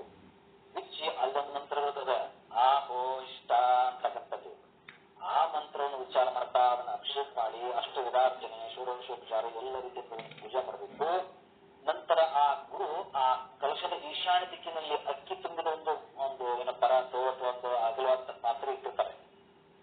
ಅಲ್ಲಿ ಪಾತ್ರೆ ಇಟ್ಟು ಅದರೊಳಗ ಈ ಅಷ್ಟಗಳ ಕಮಲವನ್ನು ತೆಗೆದು ಅದರ ಮೇಲೆ ಈ ಎಲ್ಲ ಶಿವಲಿಂಗಗಳನ್ನು, ಎಷ್ಟು ಜನ ಅಲ್ಲಿ ಆ ಲಿಂಗ ದೀಕ್ಷೆ ಹೆಸರು ಕೊಟ್ಟಿರ್ತಲ್ಲ ಅಷ್ಟು ಲಿಂಗಗಳನ್ನ ಆ ಎಲ್ಲ ಒಂದು ಏನೊಂದು ಅಗಲವಾದ ಪಾತ್ರೆಯಲ್ಲಿ ಅವನ್ನೆಲ್ಲ ಶೇರ್ ಮಾಡಿಸ್ಬೇಕು, ಇಡಬೇಕು ಅಂತಕ್ಕಂಥದ್ದು. ಏನ್ ಮಾಡ್ಬೇಕು ಮುಂದೆ, ಚಿತ್ಕಾರ ಪ್ರಾಣಾಯಾಮ ಒಂದಿಷ್ಟು ಇದು. ಆಮೇಲೆ ಒಂದು ಶಿವ ಅಂದ್ರೆ ಒಂದು 1001 ಸಹಸ್ರನಾಮ ಶಿವ ಪಂಚಾಕ್ಷರಿ ಮಂತ್ರ ಜಪ ಮಾಡ್ಬೇಕು. ಅಲ್ಲಿ ನಂತರ ಆ ಜಪ ಮುಗಿತನ ಅಲ್ಲಿರ್ಬೇಕು. ಅವು ಜಪ ಮುಗಿತನ ಧ್ಯಾನ ದಿವಸವನ್ನು ಆಚರಿಸಬೇಕು. ತದನಂತರ ಅಲ್ಲಿ ಉತ್ತಿಷ್ಟ ಬ್ರಹ್ಮಣಸ್ಪದೆ ಅಂತಕ್ಕಂಥ ಮಂತ್ರದಿಂದ ಅದನ್ನು ವಿಚಾರ ಮಾಡ್ತಾ ಆ ಶಿವಲಿಂಗನ್ನ ಧ್ಯಾನದಿಂದ ಎತ್ತಿಕೊಂಡು ಏನ್ ಮಾಡ್ಬೇಕು, ಪಂಚಗವ್ಯ ಅಂತಕ್ಕಂಥದ್ದು. ಪಂಚಗವ್ಯ ಅಂತಂದ್ರೆ ಆಕಳ ಹಾಲು, ಮೊಸರು, ತುಪ್ಪ, ಗೋಮೂತ್ರ, ಪಂಚಾಮೃತಗಳಿಂದ. ಪಂಚಾಮೃತ ಅಂತಂದ್ರೆ ಆಕಳ ಹಾಲು, ಮೊಸರು, ತುಪ್ಪ, ಜೇನುತುಪ್ಪ, ಸಕ್ಕರೆ. ನಾವೆಲ್ಲ ಒಂದಿಷ್ಟೇನೋ ಬಾಳೆಹಣ್ಣು ಮತ್ತು ಸೇಬುವನ್ನು ಏನ್ ಹಾಕ್ತೀವಿ, ಹಂಗಲ್ಲ. ಇವು ಐದೇ ಪಂಚಾಮೃತ ಅಂದ್ರೆ ಆಕಳ ಹಾಲು, ಮೊಸರು, ತುಪ್ಪ, ಜೇನುತುಪ್ಪ, ಸಕ್ಕರೆ. ಪಂಚಗವ್ಯ ಅಂದ್ರೆ ಆಕಳ ಹಾಲು, ಮೊಸರು, ತುಪ್ಪ, ಸಗಣಿ ಮತ್ತೆ ಗೋಮೂತ್ರ. ಹೀಗೆ ಈ ಪಂಚಗವ್ಯ ಪಂಚಾಮೃತಗಳಿಂದ ವಿದ್ಯುಕ್ತವಾಗಿ ಅದನ್ನ ಅಭಿಷೇಕವನ್ನು ಮಾಡಬೇಕು. ಹೀಗೆ ಅಭಿಷೇಕ ಮಾಡಿ ತೋರಿಸಬೇಕು ಅದನ್ನ. ತದನಂತರ ಈ ಪ್ರಕಾರವಾಗಿ ಆ ಶಿವಲಿಂಗಗಳನ್ನ ಅಲ್ಲಿರ್ತಕ್ಕಂಥ ಶಿಲಾತತ್ವ ದೋಷ ಅಂತ ಎಲ್ಲ ಒಂದು ಶಿಲೆಗಳ ಇರುತ್ತಿಲ್ಲ, ಏನ್ ಮಾಡ್ತದ ಆ ಎಲ್ಲಾ ಶಿಲೆ ಇರ್ತಕ್ಕಂಥ ಎಲ್ಲಾ ದೋಷಗಳನ್ನ ತೆಗೆದಂತ. ಅದಕ್ಕೆ ಶಿವಲಿಂಗ ಸಂಸ್ಕಾರ. ಯಾಕಂತಂದ್ರ ಅಲ್ಲಿ ಮೊದಲು ಶಿಲೆ ಇರ್ತಾವು. ಆ ಶಿಲೆಯಲ್ಲಿ ಏನ್ ಮಾಡ್ಬೇಕು, ಆ ತತ್ವವನ್ನು ಪ್ರತಿಷ್ಠಾಪನೆ ಮಾಡಬೇಕು. ಅದಕ್ಕೆ ಅಲ್ಲಿ ಶಿಲಾತ್ವನ ದೋಷವನ್ನು ದೂರದೋಷಿ ನಂತರ ಅದರಲ್ಲಿ ಏನ್ ತುಂಬಬೇಕು, ಶಿವಕಲೆಯನ್ನು ತುಂಬಬೇಕು. 38 ಶಿವಕಲೆ ಅಂತ ಬರ್ತವೆ. ಆ ಎಲ್ಲ 38 ಶಿವಕಲೆಗಳನ್ನ ಆಹ್ವಾನ ಮಾಡಿ ಆ ನಂತರ ಶಿವಲಿಂಗದ ಒಂದು ಅಧಪಟ್ಟಿಕಾ ಅಂತಂದ್ರೆ ಕೆಳಭಾಗದ ಪೀಠ ಪ್ರದೇಶ, ಅಲ್ಲಿ ಏನ್ ಮಾಡ್ಬೇಕು, ಓಣಧ್ವನ್ಯಾಸ ನ್ಯಾಸ ಅಂತ ಬರ್ತವೆ. ಆಮೇಲೆ ಅಧಪಂಕಜ ಅಂದ್ರೆ ಕೆಳಗಿನ ಪೀಠದಲ್ಲಿ ಅಲ್ಲಿ ಏನ್ ಮಾಡ್ಬೇಕು, ಪದಧ್ವನ್ಯಾಸ ಅಂತಕ್ಕಂಥ ಬರ್ತವೆ. ಆಮೇಲೆ ವರ್ಣಧ್ವನ್ಯಾಸ ಇದೆ. ಆಮೇಲೆ ಊರ್ಧ್ವ ಪಂಕಜ ನ್ಯಾಸಗಳನ್ನ, ಇವೆಲ್ಲ ಕಲಾನ್ಯಾಸಗಳನ್ನ ಇವೆಲ್ಲವನ್ನು ಮಾಡಿ ಆ ಊರ್ಧ್ವ ಪೀಠದಲ್ಲಿ ಕೊನೆಗೆ ಏನ್ ಮಾಡ್ಬೇಕು, ತತ್ವಧ್ವನ್ಯಾಸವನ್ನ ಮಾಡಿ ಹೀಗೆಲ್ಲ ನ್ಯಾಸಾದಿಗಳನ್ನ ಮಾಡಿ ಆಜ್ಯ ಪ್ರಾಧಾರಿಕ ಅಂತವಾಗ ಅಂದ್ರೆ ದಾನವನ್ನ ಸೇರಿಸುವಂತ ಭಾಗ, ಅದೇನು ಮೇಲಿನ ಒಂದು ಭಾಗ ಅಲ್ಲಿ ಸೇರಿಸುವಂತ ಭಾಗ. ಆವಾಗ ಏನ್ ಮಾಡ್ಬೇಕು, ಈ ಒಂದು ಮತ್ತೆ ಮಂತ್ರ ನ್ಯಾಸವನ್ನು ಮಾಡಿ ಅಲ್ಲಿ ಆ ಒಂದು ಮಸ್ತಕ ಪಂಚಕ ಅಂದ್ರೆ ಸದ್ಯೋಜಾತ ಮುಖದಿಂದ ಅಲ್ಲಿಂದ ಒಂದು ಹೃದಯಾದಿನ್ಯಾಸಗಳನ್ನು ಮಾಡಬೇಕು. ತಾವೆಲ್ಲ ನೋಡುದಿಲ್ಲ ಸಿದ್ಧಾಂತ ಶಿಖಾಮಣಿಯಲ್ಲಿ ಮತ್ತೆ ರುದ್ರದಲ್ಲಿ ನ್ಯಾಸಾದಿಗಳನ್ನ. ಆ ರೀತಿ ಇನ್ನೂ ಕೂಡ ವಿಶೇಷ ಬೇರೆ ಬೇರೆ ನ್ಯಾಸಗಳು ಬರ್ತವೆ. ಎಲ್ಲ ಆ ನ್ಯಾಸಾದಿಗಳಲ್ಲಿ ಅಷ್ಟತ್ರಿಂಶತಿ ಅಂತಂದ್ರೆ 38 ಕಲೆಗಳನ್ನ ಆಹ್ವಾನ ಮಾಡಬೇಕು ಅಂತ. ಈ 38 ಕಲೆಗಳನ್ನ ಅಲ್ಲಿ ಅದರಿಂದ ಶುದ್ಧಗೊಳಿಸಿ ಅದರ ಮೇಲೆ ಅಕ್ಕಿಯನ್ನು ತುಂಬಬೇಕು. ಆ ತುಂಬಿದ ತಟ್ಟೆಯಲ್ಲಿ ಗಣವನ್ನ ಪೀಠವನ್ನು ಇರಿಸಿ ಮತ್ತೆ ಅದರಲ್ಲಿ ಆ ಶಿವಲಿಂಗಗಳನ್ನ ವಸ್ತ್ರದಿಂದ ಮುಚ್ಚಬೇಕು ಅಂತ. ಮುಚ್ಚಿ ಮುಂದೆ ಏನ್ ಮಾಡಬೇಕು ಅಂದ್ರೆ ಈ ರೀತಿಯಾಗಿ ಏನಾಯ್ತು, ಈಗ ಜಲಾದಿವಾಸ, ಧಾನ್ಯಾದಿವಾಸ, ಆಮೇಲೆ ಷಡಧ್ವಗಳ ಮೂಲಕ ಏನ್ ಮಾಡಬೇಕು, ಆ ಶಿವಲಿಂಗದಲ್ಲಿಯ ಶಿಲಾತ್ವವನ್ನ ದೂರೀಕರಿಸಿ ನಂತರ ಆ ಶಿಷ್ಯನ ಮಸ್ತಕದಲ್ಲಿಯ ಚಿತ್ ಕಳೆ ಅಂತ ಏನತ್ತಲ್ಲ ಆ ಕಳೆಯನ್ನು ಅಲ್ಲಿ ಜಾಗೃತಿ ಮಾಡಬೇಕು. ಆ ಶಿಷ್ಯನ ಶಿವಕಲೆಯನ್ನ ಆಕರ್ಷಿಸಿ ಆ ಶಿವಲಿಂಗದಲ್ಲಿ ಅದನ್ನು ಸಂಬಂಧಗೊಳಿಸಬೇಕು ಅಂತಕ್ಕಂಥದ್ದು. ಅಂದ್ರೆ ಶಿಷ್ಯನ ಮಸ್ತಕದಲ್ಲಿ ಏನು ಶಿವಕಲೆ ಇರುತ್ತಲ್ಲ ಆ ಶಿವಕಲೆಯನ್ನು ಆಕರ್ಷಿಸುವಂತಹ ವಿಧಾನವನ್ನ ಸಿದ್ಧಾಂತ ಶಿಖಾಮಣಿಯ ಒಂದು ಸಂಸ್ಕೃತ ವ್ಯಾಖ್ಯಾನಕಾರ ಅಂತಕ್ಕಂಥ ಹೇಳ್ರಿ ಮಣಿತೋಂಟದಾರರು ಅಂತಕ್ಕಂಥವ್ರು. ಅವ್ರ ಕೇಳಿ ನೀವು ಮರಿತೋಂಟದಾರರು ಕೇಳಿದ್ರಿ? ಸಿದ್ಧಾಂತ ಶಿಖಾಮಣಿಗೆ ಪ್ರಪ್ರಥಮ ವ್ಯಾಖ್ಯಾನ ಬರೆದವರೇ ಮರಿತೋಂಟದಾರರು. ನೀವು ಇದರಲ್ಲಿ ನೋಡ್ತಿರಲ್ಲ, ಇಲ್ಲಿ ಸಿದ್ಧಾಂತ ಶಿಖಾಮಣಿಯಲ್ಲಿ ಒಂದು ಶ್ಲೋಕ ಬರ್ತಲ್ಲ, ಸಿದ್ಧಾಂತ ಶಿಖಾಮಣಿ ಪಾರಾಯಣದಲ್ಲಿ ಒಂದು ಶ್ಲೋಕ ಬರ್ತಲ್ರಿ, ನೀವು ಅದನ್ನ ಹೇಳೋಣ ಅಂತಿಲ್ಲ, ಅದೇನ್ ಬೇಡ ಅಂತ ಹೇಳ್ತಾರೆ ನಾನು. ಅವತರಣಿಕ ಶ್ಲೋಕ ಏನ್ ಹೇಳ್ತಿರ್ತೇನ್ರಿ, ಅಲ್ಲಿ ಬರ್ತಾರಲ್ಲ ಅವರು, ಅನೇಕ ವಿಧ ಸಿದ್ಧಾಂತ ಶಿಖಾಮಣಿ ಮಣಾಮಯಂ ಶ್ರೀ ವೀರಶೈವ ಸಿದ್ಧಾಂತ ಏಕೋತ್ತರ ಶತಸ್ಥಲಂ ರೇಣುಕಾಗಸ್ತ್ಯ ಸಂವಾದಂ ನಿಗಮಾಗಮ ವಿಶ್ರುತಂ ಪ್ರದೀಪಯತಿ ಗುಪ್ತಾರ್ಥ ಉದ್ಧೃತ್ ಶಿವಯೋಗಿರಾಟ್ ಅಂತ. ಅಂದ್ರೆ ಈ ಶ್ಲೋಕ ಯಾರು ಹೇಳಿದಾರೆ ಅದನ್ನ? ಮರಿತೋಂಟದಾರರು ಅಂತ. ಅಂದ್ರ ನಾವು ತಿಳ್ಕೋಬೇಕು, ಈಗೆಲ್ಲ ನಾವು ಗುರು ವ್ಯಕ್ತರು ಅವ್ರು ಬೇರೆ ಇವ್ರು ಬೇರೆ ಅಂತ ಹೇಳ್ತಾ ಇದ್ದೀವಿ. ಆದ್ರೆ ಆಗಿನ ಕಾಲದಲ್ಲಿ ಅವ್ರ ಕಾಲದಲ್ಲಿ ಎಷ್ಟು ಈ ಗುರು ವ್ಯಕ್ತರಲ್ಲಿ ಒಂದು ಸಾಮರಸ್ಯ ಇತ್ತು, ಒಂದು ಭೇದ ಇರಲಿಲ್ಲ ಅಂತ. ಯಾಕೆ ಮಾತನಾಡ್ತದಂದ್ರ ಈ ಸಿದ್ಧಾಂತ ಶಿಖಾಮಣಿ ಮೊಟ್ಟ ಮೊದಲ ವ್ಯಾಖ್ಯಾನ ಬರೆದವರೇ ಮರಿತೋಂಟದಾರರು ಅಂತ. ಆ ಮರಿತೋಂಟದಾರ ಬರತ್ತಲೇ ಈ ವಿರಕ್ತ ಮಠಗಳು ಅಂತಕ್ಕಂಥವು ಎಲ್ಲ ನಾವು ವಿರಕ್ತ ಮಠ ಗುರುಗಳು ನೋಡ್ತೀವಲ್ಲ, ಆ ಮರಿತೋಂಟದಾರರ ಒಂದು ಪರಂಪರೆ ಇದು. ಅಂದ್ರೆ ಆ ಗುರು ವಿರಕ್ತರಲ್ಲಿ ಎಂತ ಒಂದು ಸಮನ್ವಯ ಇದ್ದಂತ ಕಾಲ ಅಂತದು. ಅದಕ್ಕೆ ಅನೇಕ ವಿಧ ಸಿದ್ಧಾಂತ ಶಿಖಾಮಣಿ ಮಣಾಮಯಂ ಅಂತಕ್ಕಂಥ ಮೊದಲವರು ವ್ಯಾಖ್ಯಾನ ಬರ್ತಾರೆ. ಅಂದ್ರೆ ಅನೇಕ ವಿಧಂತ ಸಿದ್ಧಾಂತ ಶಿಖಾಮಣಾಮಯಂ ಅಂದ್ರೆ ಶಿಖಾಮಣಿ ಅಂತಂದ್ರ ಶಿಖಾಸ್ಥಾನ ತಾವೆಲ್ಲ ಕೇಳಿಲ್ಲ, ಅಂದ್ರೆ ಒಂದು ಉನ್ನತ ಸ್ಥಾನ ಇರತಕ್ಕಂಥದ್ದು ಮಣಿ. ಅಂದ್ರೆ ಸಾಕಷ್ಟು ಸಿದ್ಧಾಂತಗಳು ನಾವು ನೋಡ್ತೀವಿ, ಎಷ್ಟೋ ಸಿದ್ಧಾಂತಗಳಿರ್ಬೋದು. ಆ ಎಲ್ಲ ಸಿದ್ಧಾಂತಗಳು ನಮ್ಮ ಧಾರ್ಮಿಕ ಸಾಹಿತ್ಯದಲ್ಲಿ ಸಾಕಷ್ಟು ನೋಡ್ತೀವಿ ನಾವು. ಆದರೆ ಆ ಎಲ್ಲ ಸಿದ್ಧಾಂತಗಳಿಗೆ ಎಲ್ಲಾ ಗ್ರಂಥ, ಎಷ್ಟೋ ಗ್ರಂಥ ಇಲ್ಲ, ಎಲ್ಲಾ ಗ್ರಂಥಗಳಿಗೆ ಸಿದ್ಧಾಂತಗಳಿಗೆ ಈ ಒಂದು ಏನ ಸಿದ್ಧಾಂತ ಶಿಖಾಮಣಿ ಅದಲ್ಲ, ಇದು ಈ ಸಿದ್ಧಾಂತ ಶಿಖಾಮಣಿ ಉಪಾಧಿ ಇದೆ ಅಂತಕ್ಕಂಥದ್ದು. ಅಂದ್ರೆ ಒಂದು ಬೇರೆ ಇದರಲ್ಲಿದೆ ಅಂತ.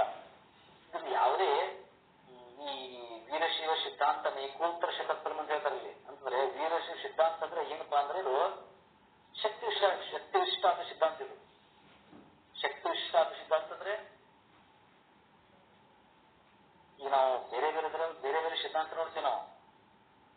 ಅದರಂತೆ ಇಲ್ಲಿ ಶಕ್ತಿ ವಿಶಿಷ್ಟಾದ್ವೈತ ಸಿದ್ಧಾಂತ ಅಂತ ಬರ್ತಾರಿಲ್ಲ ಅವರು, ಯಾರು ಮರಿತೋಂಟದಾರರು. ಈಗ ಹಂಗಂದ್ರ ಶಕ್ತಿ ವಿಶಿಷ್ಟಾದ್ವೈತ ಸಿದ್ಧಾಂತ ಅಂದ್ರ ಶಕ್ತಿಶ್ಚ ಶಕ್ತಿತಾಭ್ಯಾಂ ವಿಶಿಷ್ಟೇ ಜೀವೇಶೋ ದೇವೇಯೋ ಅದ್ವೈತೋ ಶಕ್ತಿ ವಿಶಿಷ್ಟಾದ್ವೈತ ಅಂತ ಹೇಳ್ತಾರೆ. ಹಾಗಾದ್ರೆ ಈ ವೀರಶೈವ ಸಿದ್ಧಾಂತ ಅಂದ್ರ ಇದೇನಪ್ಪಾ ಅಂತಂದ್ರ ಎರಡು ಶಕ್ತಿಗಳನ್ನ ಸ್ವೀಕಾರ ಮಾಡಿದಂತ ಸಿದ್ಧಾಂತ ಇದು. ಯಾವ ಎರಡು ಶಕ್ತಿಗಳು? ಶಕ್ತಿಶ್ಚ ಪ್ಲಸ್ ಶಕ್ತಿಶ್ಚ.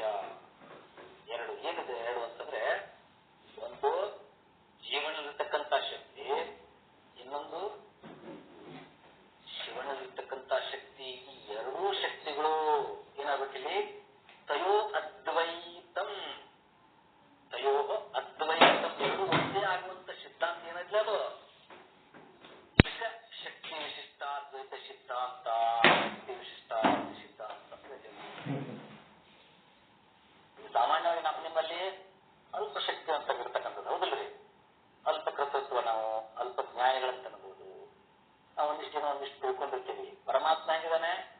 ಸರ್ವಜ್ಞನಾಗಿದ್ದಾನೆ. ನಾವು ಒಂದಿಷ್ಟು ಅಲ್ಪಜ್ಞರು, ನಾವಿಷ್ಟ ತಿಳ್ಕೊಂಡಿರುತ್ತಂದ್ರೂ ಏನೋ ಒಂದಿಷ್ಟ ಒಂದು ಊರು ನಿರ್ಮಾಣ ಮಾಡ್ಬೋದು, ಮತ್ತೇನು ಮಾಡ್ಬೋದು, ಕಟ್ಟಬಹುದು, ಎಷ್ಟು ಏನ್ ಮಾಡ್ಬೋದು. ಆದ್ರ ಆ ಭಗವಂತನ ಹಂಗಲ್ಲಂತ, ಅಷ್ಟು ನಮ್ಗೆ ಶಕ್ತಿ ಇಲ್ಲಂತ. ಏನಿದು ಬ್ರಹ್ಮಾಂಡ ಅನ್ನೋದಲ್ಲ, ಎಲ್ಲವನ್ನು ಕಟ್ಲಿಕ್ಕೆ ಆಗುತ್ತೆ, ನಮಗೆ ಸಾಧ್ಯ ಇಲ್ಲ, ಜಗತ್ತ ಕಟ್ಲಿಕ್ಕೆ ಆಗುದಿಲ್ಲ. ಅದಕ್ಕ ಆ ಅಲ್ಪ ಕರ್ತೃತ್ವ ಇರ್ತಕ್ಕಂಥದ್ದ ಆ ಜೀವಾತ್ಮ ಏನದಲ್ಲ, ಆ ಜೀವಾತ್ಮ ಏನ್ ಮಾಡ್ಬೇಕು ಅವನು ಹೇಳಿದ್ರಲ್ಲ. ಮತ್ತೆ ಶಕ್ತಿಶ್ಚ ಅಂತ ಹೇಳಿದ್ರು, ಅಂದ್ರೆ ಎರಡು ಶಕ್ತಿಗಳು ತಯೋ ಅದ್ವೈತ ಅಂತಂದ್ರಲ್ಲ. ಹಾಗಾದ್ರೆ ಈ ಶಕ್ತಿ ಅಂದ್ರೆ ಜೀವಾತ್ಮ, ಈ ಜೀವಾತ್ಮ ದೀಕ್ಷೆಯನ್ನು ಪಡ್ಕೊಂಡು ಏನ್ ಮಾಡ್ಬೇಕು, ಸಾಧನೆ ಮಾಡ್ತಾ ಮಾಡ್ತಾ ಮಾಡ್ತಾ ಮಾಡ್ತಾ ಮಾಡ್ತಾ ಆ ಪರಮಾತ್ಮನಲ್ಲಿ ಒಂದುವಾದಂತ ಏನೋ ಒಂದು ಯೋಗದಲ್ಲ, ಶಿವಯೋಗ,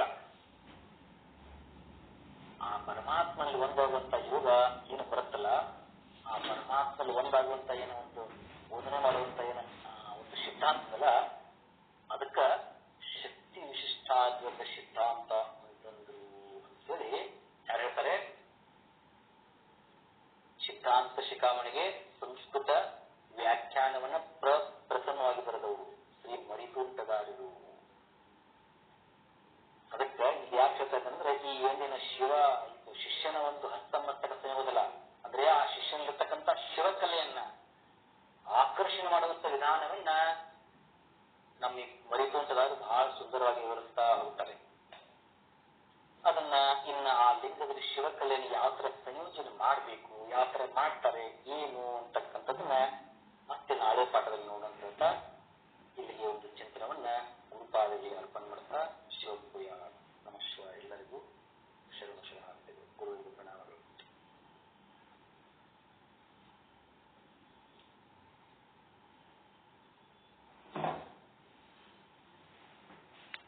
ಈಗ ಹೇಳಿದ್ರಲ್ಲಿ ಏನಾದ್ರು ತಮ್ಗೇನಾದ್ರೂ ಪ್ರಶ್ನೆ ಇದ್ರೆ ಕೇಳಬಹುದು, ಗುರುಗಳಿದ್ದಾರೆ. ಸದ್ಗುರುವಿಗೆ ಶರಣ ಶರಣಾರ್ಥಿ. ಓಂ ನಮಃ ಶಿವಾಯ.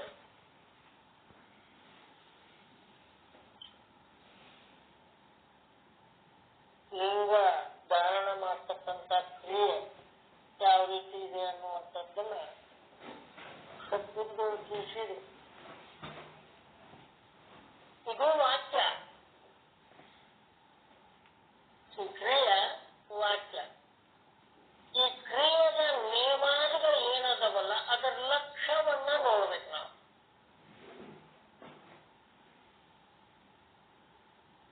ಅದರ ಲಕ್ಷ್ಯ ಅಂತ ಏನು? ಕುಂಭ ಅಂದ್ರೆ ಏನು? ನೀರು ಯಾಕೆ ಹಾಕಿತ್ತು? ಅಕ್ಕಿ ಅಂದ್ರೆ ಏನು? ದರ್ಬೆ ಅಂದ್ರೆ ಏನು? ಲಿಂಗ ಅಂದ್ರೆ ಏನು? ಆ ಕುಂಭದಲ್ಲಿ ನೀರನ್ನ ಯಾಕೆ ಹಾಕಿದ್ರು?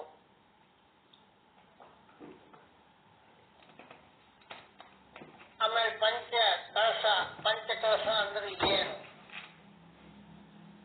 ಇದು ವಾಕ್ಯ, ಅದರ ಲಕ್ಷ್ಯ. ನಾಳಿನ ದಿವಸ ಸದ್ಗುರುನಾಥರಾಗಿರ್ತಕ್ಕಂಥವನು ಇವತ್ತು ಇನ್ನ ಮುಗಿಲದು ವಾಚ್ಯಾತ್ವವನ್ನು ನಾವು ಕೇಳಿದ್ದೀವಿ. ಇನ್ನ ಲಕ್ಷ್ಯ ಅಂತಕ್ಕಂಥದ್ದನ್ನ ನಾಳೆ ದಿವಸ ಆ ಗುರುನಾಥ ತಿಳಿಸ್ತಾನಂತ ಹೇಳಿ ತಮ್ಮೆಲ್ಲರ ಪಾದಕ್ಕೆ ಶರಣು ಶರಣಾರ್ಥಿ.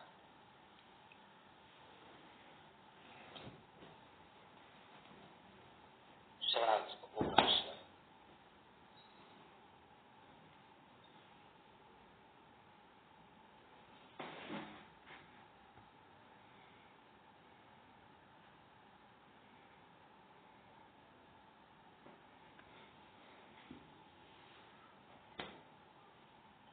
ಶಾಂತಿ ಮಂತ್ರ ಹೇಳಿ.